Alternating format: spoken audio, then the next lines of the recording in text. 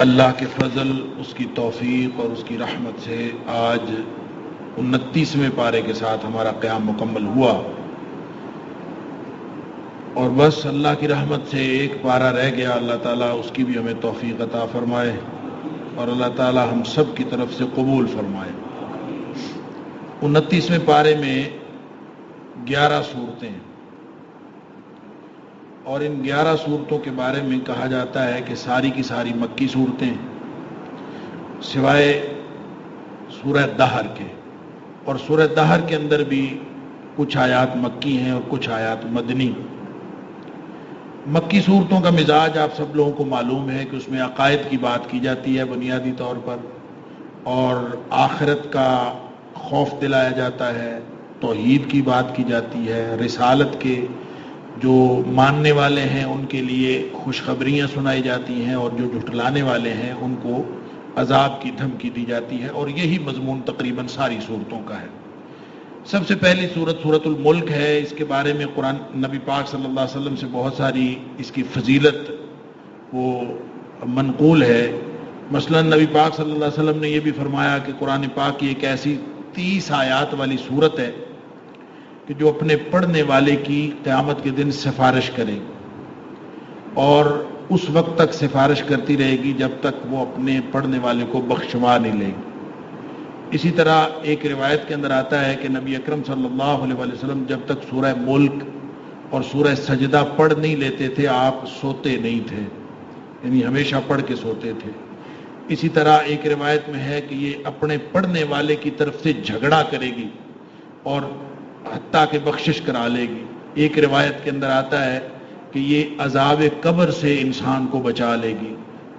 سورۃ تبارک ہی المانعۃ من عذاب القبر، یہ عذاب قبر سے بچانے والی صورت ہے، تو اس کو سونے سے پہلے پڑھنا چاہیے تاکہ یہ ہمیں ہماری سفارش کرنے والی بن جائے۔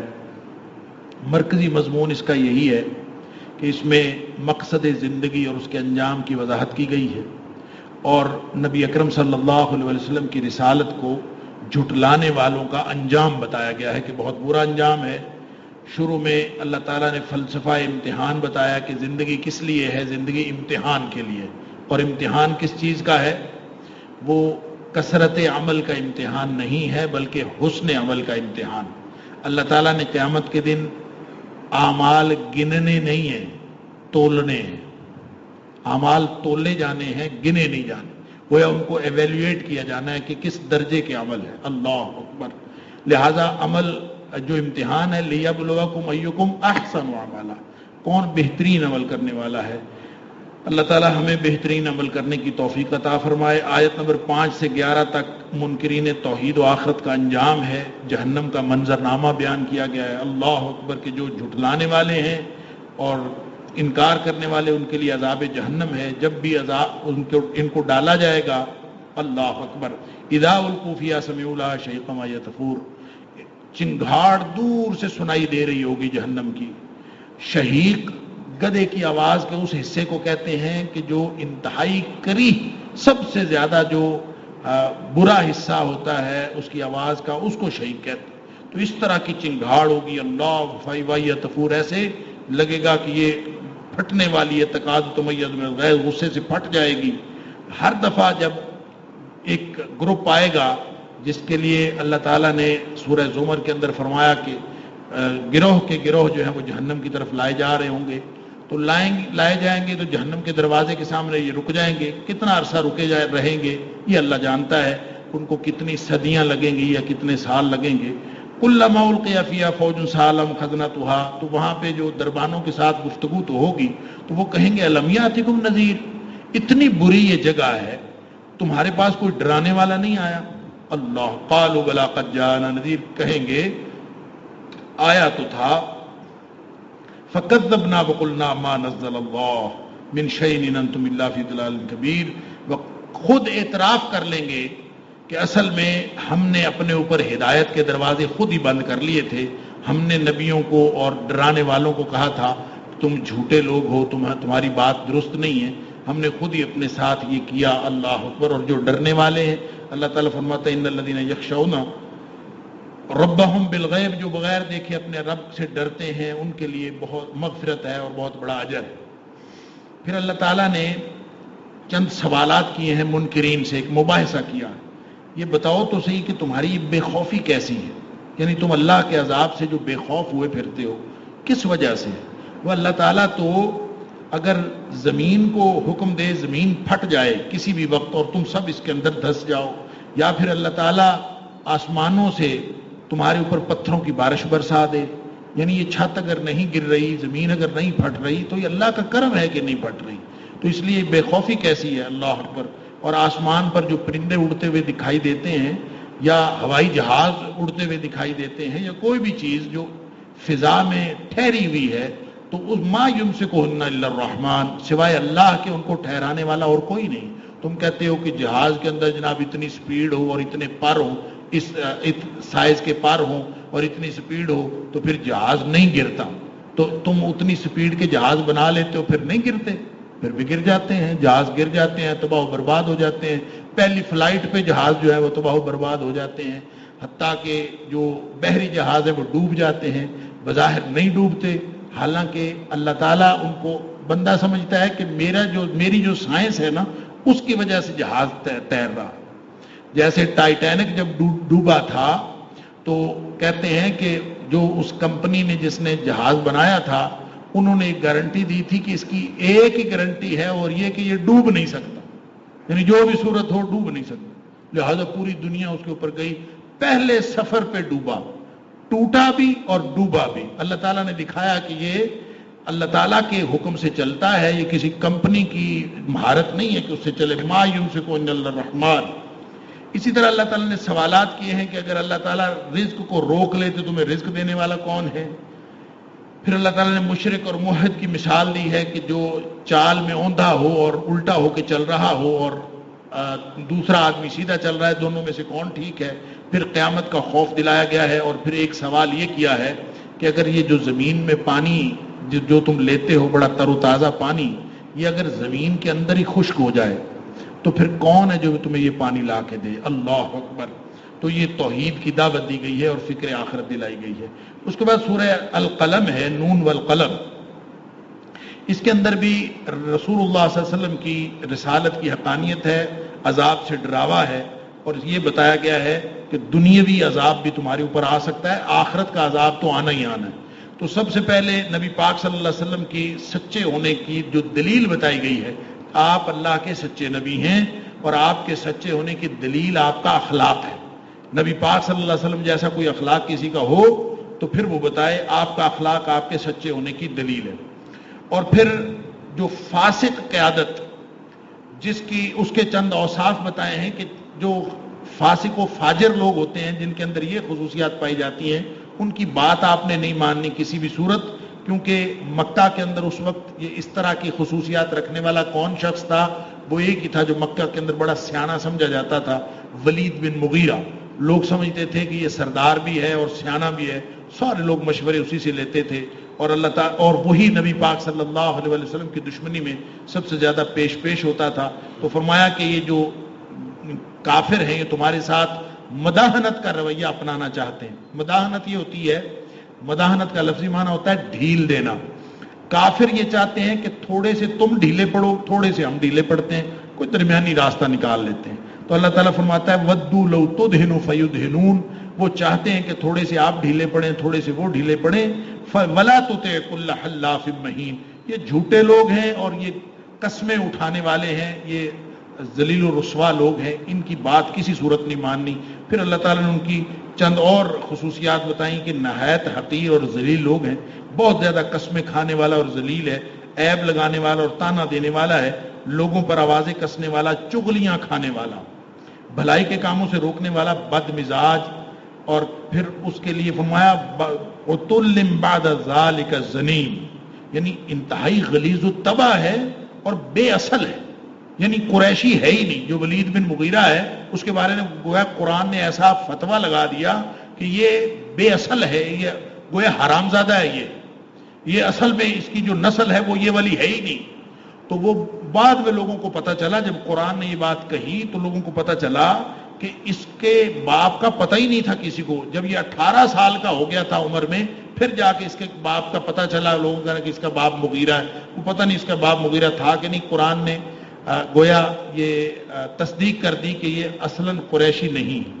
پھر اللہ تعالیٰ نے فرمایا کہ قیامت کے دن تو جو عذاب ہونا ہے وہ ہونا ہی ہونا ہے، دنیا میں بھی عذاب آ سکتا ہے. اس کے لیے ایک مثال دی ہے باغ والوں کا قصہ.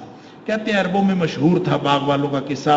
قصہ کیا تھا تفصیل قرآن نے نہیں بتائی، بس اتنی بات بتائی ہے کہ ایک کوئی باغ کا مالک تھا، بڑا سخی تھا. جب پھل دیتا تھا باغ تو وہ 7 مسکینوں کو بھی کھلاتا تھا اور اپنا خود بھی کھاتا تھا اور تجارت بھی کرتا تھا. اللہ تعالیٰ نے بڑے اس کی باغ کے اندر برکت ڈالی ہوئی تھی. تو جب وہ فوت ہو گیا تو اس کے بچے بڑے کنجوس نکلے، اور وہ آپس میں جب فصل کاٹنے یا پھل اتارنے جا رہے تھے تو آپس میں مشورے یہی کر رہے تھے کہ ہم نے نا کسی غریب مسکین کو قریب نہیں آنے دینا. وہ یہی مشورے کرتے ہوئے، سکیمیں لڑاتے ہوئے کہ صبح صبح جاتے ہیں، جا کے پھل اتار کے لے آتے ہیں تاکہ کوئی غریب مسکین ہمارے پاس نہ آ جائے. اللہ اکبر. اللہ یدخلن الیوم علیکم مسکین. یوں کرتے کرتے وہاں گئے. اللہ تعالیٰ نے یعنی جس دن انہوں نے پلاننگ کر کے کل جانے کا پروگرام بنایا تھا، ولا یستثنون، اللہ تعالیٰ فرماتا ہے کہ انہوں نے کوئی دوسرا استثناء چھوڑا ہی نہیں. یعنی یہ نہیں کہا کہ کچھ اور بھی ہو سکتا ہے، ظاہر ہے کہ کوئی مسئلہ اور بھی ہو سکتا ہے، تو کوئی اور مسئلہ جو ہو سکتا ہے اس کے لیے نبی پاک صلی اللہ علیہ وسلم نے طریقہ بتایا ہے کہ آپ نے کوئی بھی مستقبل میں کام کرنا ہو تو اس کے لیے انشاءاللہ کہہ لیا کرو. یعنی میں جو کام کروں گا انشاءاللہ، اگر اللہ نے چاہا تو کروں گا. ظاہر ہے کوئی اور مسئلہ بھی ہو سکتا ہے. تو ولا یستثنون کا مطلب ہے انشاءاللہ کی کسر ہی نہیں چھوڑی انہوں. ہم کریں گے جی، کل جائیں گے، فلاں کریں گے. اللہ تعالیٰ نے راتوں رات باغ تباہ و برباد کر دیا. صبح گئے حیران ہو گئے، یہاں تو باغ ہے ہی کوئی. پہلے تو سمجھے کہ راستہ بھول گئے، یعنی وہاں باغ تھا ہی نہیں جہاں پہ تو حیران ہو گئے. پہلے تو سمجھے راستہ بھول گئے، پھر سمجھ آئی راستہ نہیں بھولے، یہ تو اللہ کی طرف سے عذاب آیا ہے. تو اللہ تعالیٰ فرماتا ہے کذالک العذاب والعذاب الآخرۃ اکبر. یہ دنیا کا عذاب ہے، آخرت کا عذاب بہت بڑا. مشرکین ایک سوال کرتے تھے، خاص طور پہ سردار قسم کے لوگ. وہ کہتے تھے دنیا میں بھی ہم سردار ہیں تو آخرت میں بھی ہم ہی سردار ہوں گے. یہ مسلمان ادھر بھی دھکے کھاتے پھرتے ہیں، یہ ادھر بھی دھکے کھاتے پھریں گے، نعوذ باللہ من ذالک. یہ اس طرح کی باتیں آج کل بھی لوگ کرتے ہیں. انہوں نے ایسی بات کی تو قرآن نے اس کا جواب دیا ہے افنجعل المسلمین کالمجرمین. مجرم اور فرمانبردار برابر کیسے ہو سکتے؟ تم نے کہاں سے یہ قانون بنا لیا؟ تمہارے پاس کوئی کتاب ہے جس سے تم نے پڑھا؟ یہ تمہیں یا تمہارے ساتھ کوئی اللہ نے کوئی سرٹیفکیٹ دیا ہوا ہے؟ قیامت والے دن اللہ تعالیٰ ان سب کو کہے گا بلاؤ اپنے سارے شریکوں کو، جو تمہارے نگران ہیں ان کو بلاؤ، اور اس دن یہ سارے ذلیل و خوار ہو جائیں گے قیامت والے دن. یہ تو مہلت دی ہوئی ہے اللہ تعالیٰ نے، مہلت کے قانون سے فائدہ اٹھا لو. ساتھ نبی پاک صلی اللہ علیہ وسلم کو ہمت دلائی ہے کہ آپ صبر کے ساتھ ڈٹے رہیں اور آپ یونس علیہ السلام کی طرح نہ ہو جائیں، یعنی جنہوں نے جلدی مچائی تھی کہ یا اللہ جلدی عذاب لیا. ولا تکن کصاحب الحوت. یہ جو یونس علیہ السلام ہے ان کے ساتھ اللہ تعالیٰ کو خصوصی پیار ہے. اللہ تعالیٰ نے جہاں کہیں یونس علیہ السلام کا ذکر کیا ہے کوئی نہ کوئی ایسا لفظ بولا ہے جس سے پیار جھلکتا ہے. مچھلی والے کی طرح نہ ہو جانا، یہ نہیں کہا یونس کی طرح نہ ہو جانا، مچھلی والے کی طرح نہ ہو جانا جس کو مچھلی کھا گئی تھی. فاصبر لحکم ربک. اللہ کے حکم کے ساتھ ڈٹا رہے. نبی پاک صلی اللہ علیہ وسلم کو گویا یہ حکم دیا گیا ہے. اس کے بعد سورۃ الحاقہ ہے. سورۃ الحاقہ میں بھی قیامت کا تذکرہ ہے. 3 حصے ہیں. اس کے پہلے حصے میں قیامت سے ڈرایا گیا ہے، اور قیامت سے ڈرانے کے ساتھ ساتھ فرمایا قیامت تو آ کے رہے گی، یہ دنیا میں جو قیامت سے پہلے عذاب آتا ہے اس سے بھی تو بچو. جیسے قوم عاد پر، قوم سمود کے اوپر عذاب آیا اور وہ سارے تباہ و برباد ہو گئے. اس کے علاوہ فرعون کے اوپر بھی عذاب آیا. جتنے لوگوں پر عذاب آیا دنیا میں بھی عذاب آیا. اور پھر فَإِذَا نُفِخَ فِي الصُّورِ نَفْخَةٌ وَاحِدَةٌ، ایک پھر نفخہ ہوگا، سور پھونکا جائے گا تو اس دن فَيَوْمَئِذٍ وَقَعَتِ الْوَاقِعَةُ، اس دن قیامت قائم ہو جائے گی. آسمان پھٹ جائے گا اور اس دن فرشتے اللہ کے عرش کو اٹھائے ہوئے ہوں گے. 8 ہوں گے، جو آج 4 ہیں قیامت کے دن 8 ہوں گے. اللہ تعالیٰ فرماتا ہے سب کچھ اس دن دکھا دیا جائے گا، کوئی چیز چھپی ہوئی نہیں رہے گی. اس دن 2 قسم کے لوگ ہوں گے. کچھ لوگوں کو رزلٹ کارڈ دائیں ہاتھ میں ملے گا، کچھ لوگوں کو رزلٹ کارڈ بائیں ہاتھ میں ملے گا. اللہ اکبر. جن کو دائیں ہاتھ میں ملا دکھاتے پھریں گے ہاؤ اقرؤ کتابیہ، یہ دیکھو میرا رزلٹ کارڈ. ایک دوسرے کو دکھاتے. ہاں یہاں جو یونیورسٹی میں کالجز میں بچوں کے رزلٹ آتے ہیں وہ رزلٹ کارڈ دکھاتے ہوئے، جس کے نمبر اچھے ہوتے ہیں نا وہ دکھاتا پھرتا ہے سر جی میرے نمبر کے دیکھ، ان کو دیکھ کے یہ آیت یاد آتی ہے، ہمیشہ دعا دل سے نکلتی ہے کہ اللہ کرے قیامت والے دن ہم ایک دوسرے کو اپنے وہ رزلٹ کارڈ دکھائیں، اصل کامیابی تو اس دن۔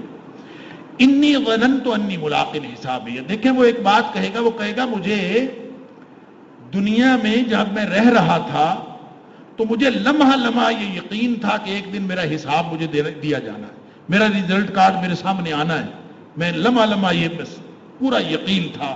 لہذا اللہ تعالیٰ فرماتا ہے اس کو اونچی جنتیں ملیں گی جہاں کے جو درخت اور پھل ہے وہ بالکل قریب اس کے ہوں گے، اور اس کو حکم دیا جائے گا کہ موج اڑاؤ، تم نے دنیا میں بڑا صبر کیا، اللہ اور اس کے رسول صلی اللہ علیہ وسلم کے حکم کی فرمانبرداری کی، آج تم موج اڑاؤ اس لیے کہ تمہاری زندگی اچھی گزری۔ دوسرا وہ ہے جس کو بائیں ہاتھ میں اعمال نامہ ملا، اللہ اکبر، اللہ تعالیٰ معاف فرمائے، اللہ تعالیٰ ہم سب کو بچائے۔ فرمایا وہ حسرت کرے گا، کاش مجھے اعمال نامہ دیا ہی نہ جاتا، اور پھر وہ کہے گا اچھی بھلی موت آئی تھی، دوبارہ مجھے زندگی ہی نہ ملتی، میں دوبارہ اٹھایا ہی نہ جاتا۔ پھر وہ دو حسرتیں اور کرے گا، ما اغنا عنی مالیہ ہلک عنی سلطانیہ، کہ ایک تو میرے مال نے کوئی فائدہ نہیں دیا، دنیا میں انسان مال ہی کماتا ہے، وہ سمجھتا ہے میں آئی مال کمانے کے لیے ہوں، تو مال کوئی فائدہ نہیں دیتا، مال وہ فائدہ دیتا ہے جو اللہ تعالیٰ نے فرمایا سورہ حشر میں وَلْتَنْظُرْ نَفْسٌ مَا قَدَّمَتْ لِغَدٍ، ہر بندہ روزانہ حساب کرے کہ میں اگلے جہان کے لیے کیا بھیج رہا ہوں، کل کے لیے میں کون سی چیز آگے بھیج رہا ہوں، وہی فائدہ دے گا۔ ایک صحابی وہ روزانہ اس کے گھر کا سامان کم ہوتا جا رہا تھا، دوسرا صحابی پوچھتا ہے تمہارے گھر کا سامان کم ہوتا جا رہا ہے، کیا وجہ؟ کہتا ہے میں نے ایک نیا گھر بنایا، میں وہاں سامان شفٹ کر رہا ہوں، جب سارا میرا سامان مکمل ہو جائے گا پھر میں خود بھی چلا جاؤں۔ کہاں گھر بنایا؟ اللہ اکبر، اس نے کہا جنت میں گھر بنایا ہے، وہاں سامان شفٹ کر، روزانہ کوئی نہ کوئی چیز اللہ کے راستے میں دے دی، روزانہ کوئی نہ کوئی چیز اللہ کے راستے میں، کیوں؟ وہاں جا کے لوں گا تاکہ وہاں کا گھر بھرا ہوا ہو۔ اللہ اکبر۔ تو فرمایا کہ ایک تو کہے گا ما اغنا عنی مالیہ ہلک عنی سلطانیہ، میری چودراہٹ مجھ سے گم ہو گئی۔ دو معنی اس کے، ایک تو جو چودراہٹ میں چودھری سمجھتا تھا اپنے آپ کو، وہ اس نے مجھے برباد کروا دیا، ایک یہ کہ وہ مجھ سے برباد ہو گئی، ختم ہو گئی، چودراہٹ بھی نہ رہی۔ دو ہی چیزیں ہیں، ایک اقتدار اور ایک مال، جس کے لیے انسان ساری زندگی کوشش کرتا ہے، اور یہ دونوں انسان کو پکڑوا دیں گے قیامت والے دن، اللہ تعالیٰ معاف فرمائے۔ فرمایا اس کو خذوہ فغلوہ، اس کو پکڑ کر جہنم میں پھینک دو اور 70 گز لمبی زنجیر کے اندر جکڑ دو۔ اس کا قصور یہ تھا کہ یہ ایمان نہیں لاتا تھا، اللہ پر اس کا ایمان کوئی نہیں تھا، اور پھر یہ غریبوں کو کھانا بھی نہیں کھلاتا تھا۔ آج اس کا کوئی دوست نہیں ہے، اور اس کو وہ کھانا ملے گا جو صرف مجرموں کا کھانا ہے، وہ کوئی اور شخص نہیں کھا سکتا۔ پھر اللہ تعالیٰ نے قرآن پاک کی حقانیت کی بات کی ہے کہ انہو لقول رسول کریم، یہ نبی پاک صلی اللہ علیہ وسلم کی زبان سے اللہ تعالیٰ نے کہلوایا ہے، یہ کسی شاعر کا یا کسی کاہن کا کلام نہیں ہے۔ یہی وہ آیات ہیں، یعنی یہاں اللہ تعالیٰ نے قرآن کی حقانیت کا بڑا ہی انوکھا انداز اپنایا۔ فرمایا اگر نبی پاک صلی اللہ علیہ وسلم اپنی طرف سے کوئی بات بنا لیتے نا، یعنی یہ تو سارا اللہ کا نازل کرتا ہے، یہ اگر اپنی طرف سے کوئی بات بناتے تو ہم اس کا دایاں ہاتھ پکڑ کے اس کی گردن اتار دیتے، اللہ تم میں سے کوئی چھڑانے والا بھی نہ ہوتا۔ گویا نبی کریم صلی اللہ علیہ وسلم قرآن کی کوئی بات اپنی طرف سے نہیں بنا سکتے۔ یہی وہ آیات ہیں جو سن کر عمر فاروق رضی اللہ تعالیٰ عنہ پر اثر ہوا تھا، اور آپ کے دل میں ایمان گھر کر گیا تھا۔ حضرت عمر فاروق رضی اللہ عنہ خود فرماتے ہیں کہ میں نبی پاک صلی اللہ علیہ وسلم کو تکلیف دینے کی نیت سے گھر سے نکلا، اور میں نے دیکھا رات کو نبی پاک صلی اللہ علیہ وسلم بیت اللہ میں نماز پڑھ رہے تھے، تو میں وہاں آیا اور آ کے میں بیت اللہ کے پردے میں چھپ گیا، اور پردے میں اندر چلتا چلتا وہاں آ گیا جہاں نبی کریم صلی اللہ علیہ وسلم نماز پڑھ رہے، بالکل قریب آ۔ تو نبی کریم صلی اللہ علیہ وسلم یہ والی سورۃ الحاقہ تلاوت فرما رہے تھے۔ تو ظاہر ہے کہ بیت اللہ کا ماحول ہو، کعبہ کا سایہ ہو، نبی پاک صلی اللہ علیہ وسلم کی زبان ہو، اللہ کا قرآن ہو، کیا سما بندہ ہوگا۔ اور پھر عمر قرآن سمجھنے والے بڑا حیران ہوئے کہ یہ کیا ہے، اثر ہوا نا دل پر، تو دل میں خیال آیا کہ یہ کوئی شاعر لگتا ہے۔ اللہ تعالیٰ نے فرمایا آگے آیت آگئی وما ہوا بقول شاعر، یہ کسی شاعر کا کلام نہیں۔ حیران ہو گئے، میں نے تو دل میں سوچا تھا، اس کو کیسے پتا چل گیا کہ میں نے یہ سوچا ہے کہ شاید اگلی اچھا فوراً اس کے دل میں یہ خیال آیا، اس وقت چونکہ بد عقیدہ، یہ غلط عقیدہ لوگوں کا موجود تھا کہ کاہنوں کو دلوں کی باتیں پتہ چل جاتی ہیں، لہذا دل میں خیال آیا کہ اچھا یہ تو کاہن ہے کوئی، تو اگلی آیت آ گئی ولا بقول کاہن، یہ کاہن کا کلام بھی نہیں ہے، قلیلا ما تذکرون۔ تو کہتے ہیں کہ عمر فاروق رضی اللہ عنہ خود کہتے ہیں کہ میں تو حیران ہو گیا، پھر یہ کیا چیز ہے۔ اس کے بعد اگلی آیات آئیں فسبح بسم ربک العظیم، کہ اللہ کے رسول صلی اللہ علیہ وسلم اپنی طرف سے کوئی بات نہیں بنا سکتے، یہ اللہ کا کلام ہے۔ اس کے بعد سورۃ المعارج ہے، یہ بھی قیامت کے احوال اور قیامت کے وقت کے بارے میں، یہ ان لوگوں کے جواب میں کہ جو کہتے تھے قیامت قائم نہیں ہونے والی، آخرت جنت دوزخ حشر قیامت، ان سب کو جھٹلانے والوں کو سرزنش کی گئی کہ لوگ سوال کرتے ہیں کب آئے گی قیامت، کب آئے گی؟ فرمایا کہ وہ آنے والی ہے، سر پہ کھڑی ہے، اور وہ 50,000 سال کا دن ہے، 50,000 سنہ، اور لوگ سمجھتے ہیں دور ہے، انہم یرونہ بعیدا، لوگ سمجھتے ہیں قریب ہے، ونراہ قریبا، بالکل سر پہ کھڑی ہے، آنے والی ہے، کسی بھی وقت آ سکتی ہے، اور جس دن وہ آ گئی ساری یہ دنیا ملیا میٹ ہو جائے گی۔ مجرم اس دن یہ چاہے گا کہ ساری دنیا پکڑ لی جائے، اس کو چھوڑ دیا جائے، وہ یہ چاہے گا میری ماں کو پکڑ لیا جائے، میرے بھائی کو پکڑ لیا جائے، میری بیوی کو پکڑ لیا جائے، میرے سارے خاندان کو پکڑ لیا جائے، حتیٰ کہ روئے زمین، سارے نبی، سارے ولی، سارے صلحاء، ساری دنیا کو پکڑ لیا جائے، میری جان بچ جائے۔ اللہ اکبر۔ اللہ تعالیٰ فرماتا ہے کلا، ہرگز نہیں ہو سکتا۔ مجرم یہ چاہے گا، ہوگا کیسے؟ انہا لظا، جہنم تو دہک رہی ہوگی، نزاعۃ للشوا، اللہ اکبر، ادھیڑ ڈالنے والی، اور وہ آوازیں دے رہی ہوگی تدعو من ادبر وتولی، کہاں ہیں بدماش، کہاں ہیں وڈیرے، اور ان کو بلا رہی ہوگی۔ اور اللہ تعالیٰ فرماتا ہے کہ انسان ہے ہی ایسا، جب اس کو کوئی برائی پہنچتی ہے تو شور مچاتا ہے، اور جب اس کے پاس کوئی بھلائی آتی ہے تو اس وقت اتراتا ہے اور روک لیتا ہے۔ جنت میں کون جائیں گے؟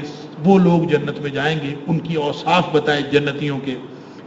نمبر 1، وہ لوگ جو نماز میں ہمیشہ دوام اختیار کرتے ہیں، دائمی طور پر ہمیشہ نمازی، ہمیشہ کے نمازی، صرف رمضان کے نمازی نہیں، ہمیشہ کے نمازی۔ الذین هم فی صلاتہم دائمون، جو نمازوں میں ہمیشگی کرنے والے، محتاجوں کی مالی مدد کرنے والے، ان کے مالوں کے اندر حصہ ہے، زکوٰۃ کے علاوہ بھی وہ اپنے مال میں سے ہمیشہ خرچ کرتے رہتے ہیں، آخرت پر ایمان لاتے ہیں، اس کی تصدیق کرتے ہیں، عذاب الہی سے ڈرتے رہتے ہیں، اور بدکاری سے اجتناب کرتے ہیں، اپنی عزتوں کی حفاظت کرتے ہیں، اور امانتوں کا بھی پہرا دیتے ہیں، وعدے کی پابندی کرتے ہیں، اور حق کی گواہی دینے میں پیچھے نہیں ہٹتے، اپنی نمازوں کی حفاظت کرتے ہیں۔ ایک جگہ فرمایا نمازیں ہمیشہ پڑھتے ہیں، اور ایک جگہ فرمایا نمازوں کی حفاظت کرتے ہیں، فرمایا یہ لوگ عزت والی اعلیٰ جنتوں میں ہوں گے۔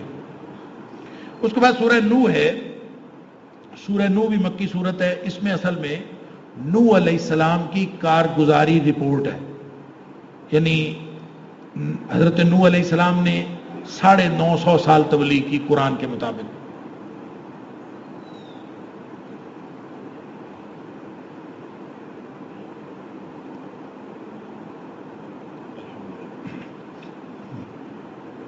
حضرت ابن عباس رضی اللہ تعالیٰ سے ایک روایت ہے کہ حضرت نوح علیہ السلام کی کل عمر 1050 سال تھی۔ یعنی یہ جو لوگ کہتے ہیں نا کہ اس دور میں عمریں ہی اتنی زیادہ ہوتی تھیں، ہزار سال لوگوں کی عمریں، ایسا نہیں ہے، عمریں لمبی ہوتی تھیں لیکن ہزار سال عمر نہیں ہوتی تھی۔ عمریں یہی ہے، کسی کی 200 سال 250 سال اتنی عمریں ہوتی تھیں، لیکن یہ زیادہ سے زیادہ، جیسے آج کل زیادہ سے زیادہ 100 سال ہوتی ہے، وہاں 200-250 سال ہو جاتی تھی، اب سے ڈبل ٹرپل کر لیں۔ لیکن ایسا نہیں ہے کہ عمریں اتنی زیادہ ہوتی تھیں، عمر نبوت اس وقت بھی 40 سال ہی تھی۔ حضرت ابن عباس رضی اللہ تعالیٰ فرماتے ہیں کہ 40 سال کی عمر میں نبوت ملی تھی حضرت نوح علیہ السلام کو، 950 سال انہوں نے تبلیغ کی، اور جب طوفان نوح آیا، جب طوفان آیا ہے اس کے بعد 60 سال مزید زندہ رہے، تو ٹوٹل آپ کی جو عمر مبارک تھی وہ 150 سال تھی۔ 150 سال عمر میں سے 950 سال صرف تبلیغ کی، اور صرف 80 لوگ جو ہیں وہ آپ کے ساتھ ایماندار بنے۔ اللہ اکبر۔ کارگزاری رپورٹ پیش کی ہے کہ رب انی دعوت قومی لیلا و نہارا، اللہ میں نے دن رات دعوت دی ہے، कसर नहीं छोड़ी। फलम यजिदहुम दुआई इल्ला फिरारा, मैं जब भी इनको पुकारता था, बुलाता था, दावत देता था, ये और दूर भाग जाते थे।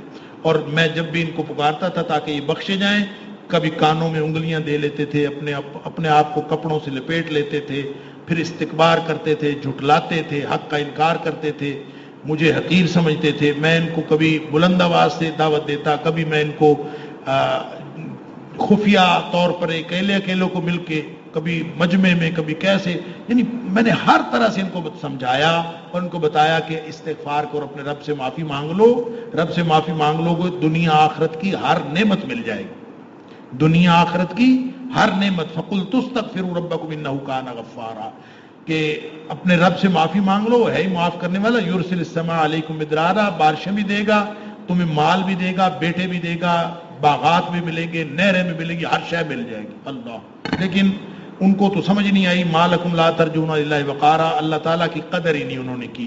बहरहाल बिलाखिर हजरत नूह अलैहिस्सलाम कहते कहते कहते कहते फिर कहते हैं कि अल्लाह तू इनके ऊपर अजाब नाजिल कर, ला तदर अलल अर्द मिनल काफिरीन दय्यारा। अल्लाह अकबर, यानी मायूस हो गए कि ये लोग अब हक कबूल करने वाले नहीं, तो फरमाया काफिरों का एक भी घर ना छोड़। साथ यहां फरमाया इन्नका इंतज़रहुम, ऐ अल्लाह अगर तूने इनका कोई एक घर भी छोड़ दिया, युदिल्लु इबादा, कि ये बंदों को गुमराह भी करेंगे, जो बचेगा वो मजीद गुमराह करेगा। वला यलिदु इल्ला फाजिरन कफारा, इनके घर में जो नया बच्चा पैदा होगा वो भी फासिक व फाजिर और काफिर ही होगा। मुफस्सिरीन ने लिखा कि ये कैसे पता चल गया हजरत नूह अलैहिस्सलाम को कि उनके औलाद जो है वो भी फासिक व फाजिर ही होंगे। किस बुनियाद पर कहा? इस बुनियाद पर कहा कि हजरत नूह अलैहिस्सलाम ने कई नस्लें उनकी देखी थी, यानी कई नस्लें देख चुके थे कि जो नया पैदा होता है वो भी फासिक व फाजिर पैदा होता है और ये गुमराह करते हैं। इसलिए आपने ये दुआ की और उनकी बद्दुआ से फिर अजाब आया, पूरी दुनिया के ऊपर जो है वो तूफान आया, अल्लाह ताला ने कश्ती बनवा दी। और वो पिछले सारा जिक्र हो चुका है कि अल्लाह ताला ने नूह अलैहिस्सलाम को कहा कि तू कश्ती बना ले और जो नेक बंदे उसके ऊपर सवार करा ले और बाकी सब गर्क होने वाले हैं। हजरत नूह अलैहिस्सलाम कश्ती बनाते थे, लोग हंसते थे कि ये किस तरह कश्ती बना रहा है। तो ज़ाहिर है कि वो एक दिन जब वो तनूर में से पानी निकलेगा पहले से बता दिया था, बस वो पानी निकला और फिर हर एक को तबाह बर्बाद करके अल्लाह ताला माफ फरमाए। सूरह जिन्न और सूरह जिन्न पहले सूरह अहकाफ के ज़िमन में मैं अर्ज कर चुका हूं कि अल्लाह ताला ने वहां भी जिन्नों की तबलीग का जिक्र किया। जिन्होंने कुरान सुना था फिर उन्होंने जाके अपनी बस्ती में तबलीग की। कहते हैं कि ये वही जिन्न है कि जिन्होंने कुरान सुना था उन्हीं का जिक्र यहाँ पे है, लेकिन यहाँ नबी करीम सल्लल्लाहु अलैहि वसल्लम को वही के जरिए बताया गया, उन जिन्नों की सारी कैफियत बताई गई और वो यहाँ पे दर्ज है सूरह जिन्न के अंदर। वाकया एक ही है, दो जगह पर बयान हुआ है, सूरह अहकाफ के अंदर भी यहाँ। इससे ये पता चलता है कि जिस तरह इंसान मुकल्लफ हैं इसी तरह जिन्न भी मुकल्लफ हैं। जिस तरह इंसानों का इम्तिहान हो रहा है इसी तरह जिन्नों का इम्तिहान हो रहा है। जिन्न कहते हैं कि असल बात यह है कि कुरान जब हमने सुना ना तो हम तो हैरान रह गए, इन्ना समेना कुरान अजाबा, कैसा शानदार कुरान है। लेकिन उससे पहले उन्होंने बताया कि असल बात यह है कि जिन्नों को दुनिया में जो गलबा हासिल था वो इंसानों की कमजोरी की वजह से था कि ये जो इंसान है ना ये डरते थे और जिन्नों की हिफाजत में जाते थे। यानी नबी करीम सल्लल्लाहु अलैहि वसल्लम की तशरीफ आवरी से कबल जो लोग भी किसी जगह जाके पड़ाव करते थे ना तो उस वादी के जिन्न की पनाह में जाते थे। और अल्लाह ताला ने फरमाया कि जिन्न कहते हैं कि ये इंसानों ने हमें हमारी जो रऊनत है उसके अंदर इजाफा किया था। वन्नहु काना रिजालु मिनल इंसी यऊदूना बिरिजाल मिनल जिन्न फज़ादूहुम रहक़ा, हमारी सरकशी में इजाफा उन्होंने किया था कि जहां जाते थे इंसान जिन्नों से पनाह मांगते थे। हालांकि असल बात यह है कि जिन्न इंसान के मुकाबले में ताकतवर नहीं है, इंसान ज्यादा ताकतवर है। जब इंसान वैसे डर जाए और जब ये डर जाए तो जिन्न इसके ऊपर गलबा हासिल करता है, वगरना जिन्न की कोई ताकत नहीं। फिर वो कहते हैं कि दुनिया में हमने देखे अजीबोगरीब हालात होने शुरू हो गए, बहुत सारी तब्दीलियां हो गई। हम आसमानों पे चले जाते थे, हमें रास्ते में रुकावटें शुरू हो गई और हम अब जाते थे तो शहाब साकिब हमारे पीछे लग जाता था, हमें मार पड़ती थी। समझ नहीं आती थी दुनिया में हो क्या रहा है और ये तब्दीली कैसे आ गई। तो बस वो कहते हैं कि हम आपस में یہ سوچتے تھے اور مشورہ کرتے تھے کہ کیا ہو رہا ہے، سمجھ نہیں آتی تھی، تو پھر کچھ جنوں کی ٹولیاں بنا کر ہم نے ادھر ادھر بھگا دی کہ پتہ کریں کیا ہو رہا ہے۔ تو تہامہ کے جن تھے جو وادی نخلا کے پاس سے گزرے، نبی پاک صلی اللہ علیہ وسلم وہاں قرآن پڑھ رہے تھے، انہوں نے قرآن سنا، ان کو سمجھ آ گئی یہ قرآن نازل ہوا ہے، یہ نبی کریم صلی اللہ علیہ وسلم تشریف لائیں، اس لیے یہ ساری تبدیلیاں ہوئی ہیں۔ تو پھر اس کے بعد کچھ لوگ جو ہیں وہ مومن بن گئے اور کچھ کافر بن گئے۔ جس طرح مسلمان انسانوں کو اللہ تعالیٰ جنت عطا فرمائے گا اور جو کافر انسان ہیں وہ جہنم میں جائیں گے، اسی طرح جنوں کی صورتحال ہے کہ جو کافر جن ہیں وہ جہنم میں جائیں گے اور مسلمان جن جو ہیں وہ جنت میں جائیں گے۔ آگے نبی پاک صلی اللہ علیہ وسلم کی منصب، جو منصب رسالت، اس کی وضاحت کی گئی ہے۔ لوگ کہتے تھے کہ اے محمد صلی اللہ علیہ وسلم آپ کو کیا مسئلہ ہے، آپ نے یہ چھوٹی سی بات کر کے ساری دنیا کو اپنا دشمن بنا لیا، تو یہ نہ کرو یہ بات۔ تو اس کا جواب دیا قل انما ادعو ربی ولا اشرک بہ احدا، اے حبیب صلی اللہ علیہ وسلم ان کو بتا دیجئے میں اپنے رب کی طرف دعوت دیتا ہوں، اس کے ساتھ شرک نہیں کر سکتا۔ اور قل انی لا املک لکم ضرا ولا رشدا، نہ میں تمہارا نقصان کر سکتا ہوں نہ میں تمہارا فائدہ کر سکتا ہوں، اور یہ سارے کی ساری باتیں اللہ کے ہاتھ میں ہیں، میں تو صرف پہنچانے والا ہوں، الا بلاغا من اللہ ورسالتی، میں تو اللہ کی طرف سے جو پیغام مجھے ملا وہ میں نے پہنچا دیا، اس کے علاوہ اور کچھ نہیں۔ سورہ مزمل ہے، سورہ مزمل میں اللہ تعالیٰ کی طرف للہیت پیدا کرنے کے لیے اور اللہ کے ساتھ لو لگانے کے لیے ایک طریقہ بتایا گیا، اور طریقہ پتہ کیا ہے کہ کسی شخص نے بھی اگر انابت اللہ یا للہیت یا پھر انقطاع عن الخلق، دنیا سے ٹوٹ کر، تبتل جس کو کہتے ہیں، وہ ٹوٹ کر اگر کسی نے اللہ سے لو لگانا ہے تو اس کے لیے بہترین طریقہ یہ ہے کہ رات کو تہجد پڑھا کریں، جب لوگ سوئے ہوئے ہوتے ہیں اس وقت اٹھ کے تہجد پڑھیں۔ قم اللیل الا قلیلا، رات کو زیادہ وقت اٹھ کے اللہ کے راستے میں اللہ کے سامنے کھڑے رہا کرو، یعنی قیام کیا کرو، تہجد پڑھا کرو۔ تو نبی پاک صلی اللہ علیہ وسلم کو ذمہ داریوں کے باوجود اور جو ذمہ داریوں کی بلکہ انجام دہی کے لیے رات کی تہجد بڑی ضروری ہے۔ اگر کوئی قائد رات کی تہجد نہیں پڑھتا نا، اس کی قیادت کے اندر نکھار نہیں آ سکتا۔ تو یہ نبی پاک صلی اللہ علیہ وسلم کے اوپر فرض تھی۔ بعد میں مخالفین، بعد میں جو مسلمانوں کی جو مشکلات تھیں ان کو دیکھتے ہوئے اللہ تعالیٰ نے اس حکم میں تخفیف کر دی، فرمایا کوئی پڑھ لے، جتنا پڑھ سکے اتنا پڑھ لے۔ پہلے حکم تھا کہ ضرور پڑھو، اب فرمایا کہ جو جتنا پڑھ سکتا ہے اتنا پڑھ لے، لیکن 4 چیزیں نہ چھوڑے، اس لیے کہ تم نے نوکری کرنے کے لیے بھی جانا ہوتا ہے اور تم نے جو ہے وہ جہاد کے لیے بھی جانا ہوتا ہے۔ تو ہر شخص جس نے صبح اٹھ کے 8 بجے نوکری پہ جانا ہے وہ رات کو تہجد تو نہیں پڑھ سکتا، رات کو تہجد پڑھے گا کہ نوکری کرے گا، لہٰذا اس کے لیے فرمایا کہ تخفیف ہے، تمہیں یہ کرو 4 چیزیں نہیں چھوڑنی، نماز فرض وہ نہیں چھوڑنی، زکوٰۃ وہ نہیں چھوڑنی، اور حقوق میں انفاق فی سبیل اللہ وہ نہیں چھوڑنا، اور معافیاں مانگتے رہنا ہے۔ یہ 4 کام پورے کر لو تو اللہ تعالیٰ تمہیں، یعنی اللہ سے استغفار کرتے رہو، انفاق فی سبیل اللہ کرتے رہو، زکوٰۃ دیتے رہو، نماز پڑھتے رہو، تو اللہ تعالیٰ سے معافیاں مانگتے رہو گے تو اللہ تعالیٰ تمہیں معاف کر دے۔ سورہ مدثر دوسری وحی، نزول کے اعتبار سے دوسری وحی سورہ مدثر ہے۔ سورہ مدثر بھی ویسے تو بنیادی موضوع تو اس کا آخرت اور قیامت کے احوال ہی ہیں، اس میں ولید بن مغیرہ وہی جس کا ذکر ہوا، اس نے ایک پلاننگ کی تھی، اس کی پلاننگ کا ذکر ہے۔ لیکن شروع میں یہ جو شروع کی 8 آیتیں ہیں، 7 آیتیں، یہ نازل ہوئی تھی نبی پاک صلی اللہ علیہ وسلم پر نزول کے اعتبار سے دوسری وحی۔ پہلی وحی میں نبی پاک صلی اللہ علیہ وسلم کو صرف بتایا گیا کہ آپ نبی بن گئے، اقرا بسم ربک الذی، وہ صرف انفارمیشن تھی۔ یہ گویا مشن کی پہلی وحی تھی، قم فانذر، اٹھو اور ڈرانا شروع کر، یا ایھا المدثر۔ یہ وہ موقع ہے جب نبی پاک صلی اللہ علیہ وسلم فرماتے ہیں میں نے جبریل کو اس کی اصل شکل میں دیکھا تھا۔ 2 دفعہ نبی پاک صلی اللہ علیہ وسلم نے جبریل کو اصل شکل میں دیکھا ہے، ایک اس وحی کے موقع پر اور دوسری دفعہ آپ نے معراج کی رات دیکھا ہے، اور اللہ تعالیٰ نے سورہ نجم کے اندر اس کا ذکر کیا ہے کہ اس کو پہلے بھی دیکھا تھا، اب سدرۃ المنتہا کے پاس دیکھا۔ تو نبی پاک صلی اللہ علیہ وسلم فرماتے ہیں میں جا رہا تھا تو ایسے ہی مجھے اوپر سے کسی چیز کی آواز آئی تو میں نے اوپر دیکھا تو اتنی بڑی کرسی تھی، مجھے لگا کہ زمین سے لے کر آسمان تک ایک ہی کرسی ہے اور اس کے اوپر جبریل علیہ السلام بیٹھے ہوئے ہیں اور 600 پر ہیں ان کے، ایسی کوئی بلا بیٹھی ہوئی ہو تو بندہ ڈر ہی جاتا ہے. نبی پاک صلی اللہ علیہ وسلم ڈر گئے، یہ کیا بلا ہے؟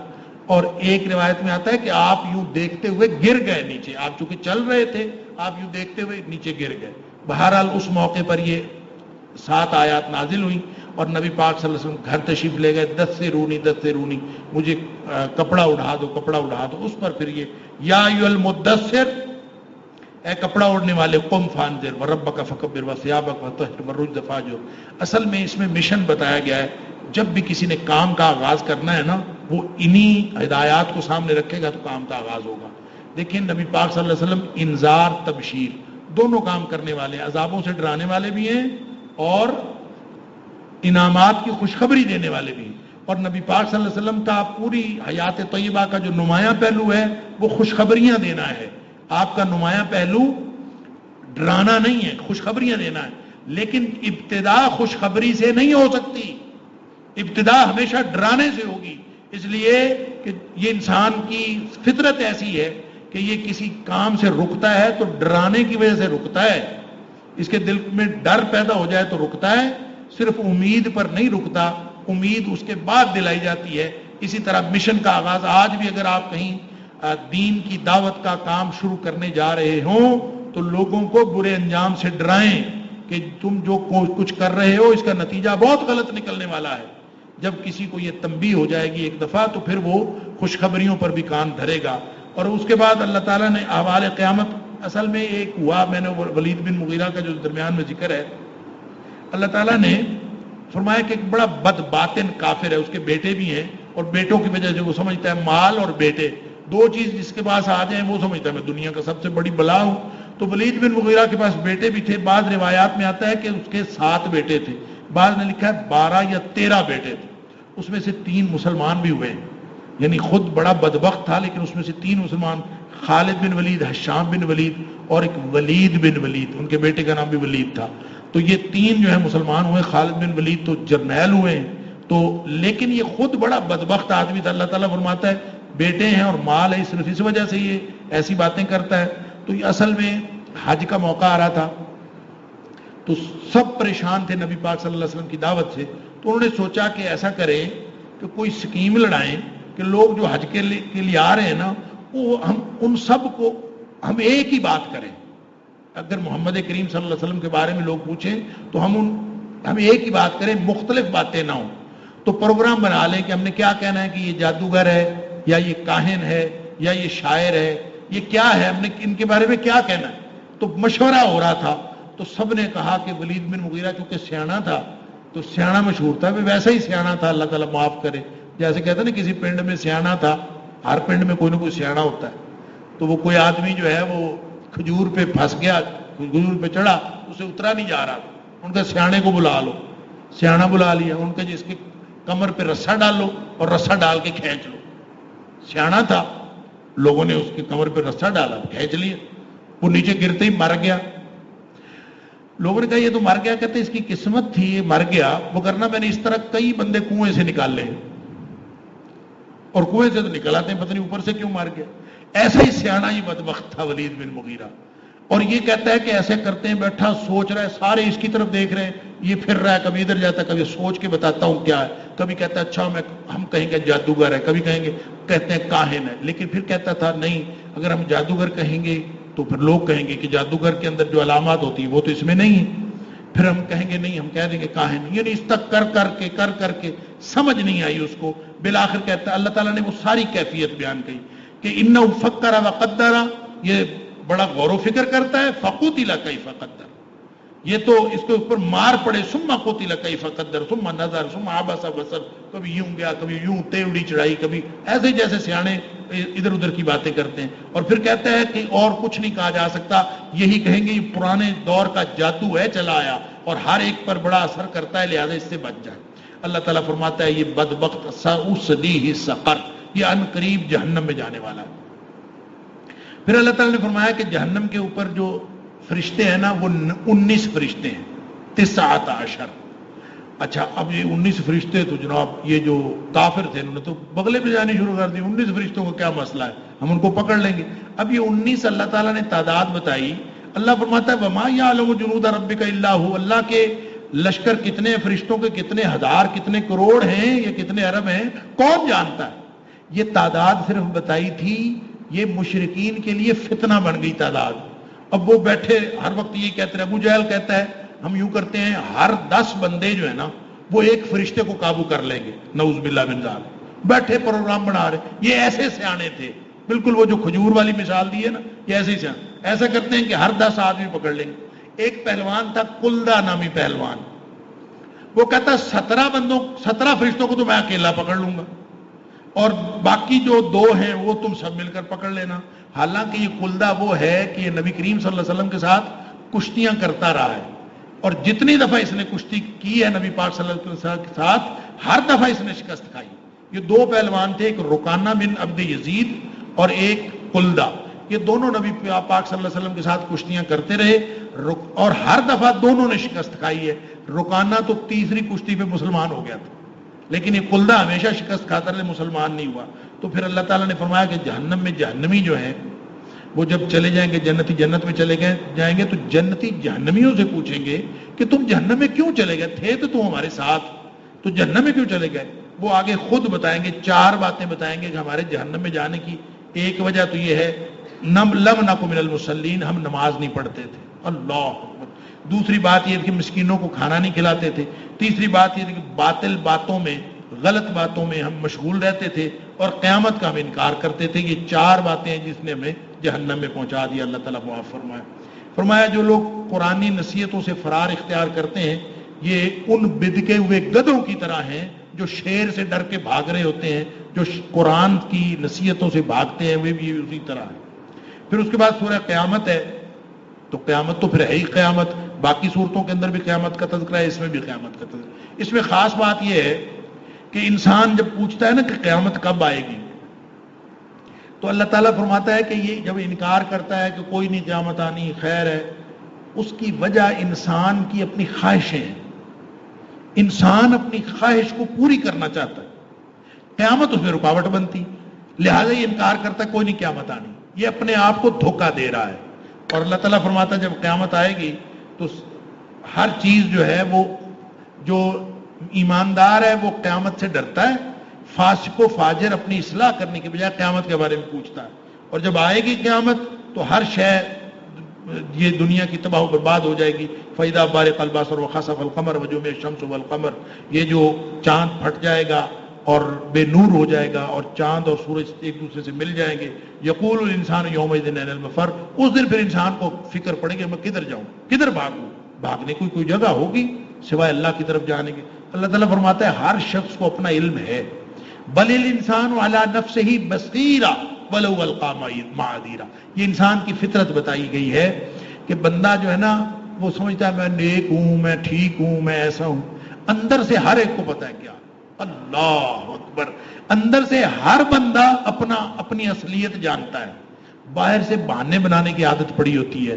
لوگوں کے سامنے بھی بندے بہانے بناتے ہیں اور اللہ کے سامنے بھی بہانے بناتے ہیں. اللہ اکبر. فرمایا موت دیکھتے ہو، آخرت کا یقین کیوں نہیں آتا؟ جب پنڈلی کے ساتھ پنڈلی جو ہے وہ گھسٹ رہی ہوتی ہے اور اس وقت تم کہتے ہو کوئی دم درود والا کوئی آ جائے، کوئی اس کو کوئی بچا لے، بھاگتے دوڑتے ہو، لوگ اپنے عزیزوں کی موت دیکھتے ہو، تمہیں اپنی موت یاد نہیں آتی. اللہ. پھر فرمایا حقیر قطرہ آب سے انسان اور اس کی نسلیں پیدا کرنے والا، کیا وہ دوبارہ کائنات پیدا کرنے پر قادر نہیں ہے؟ سورہ دہر ہے، مدنی سورت، جو میں نے پہلے عرض کیا جمہور کے نزدیک یہ مدنی سورت ہے. کہتے ہیں آخری 10 آیات اس کی مکی، اس کو سورۃ الانسان بھی کہتے ہیں.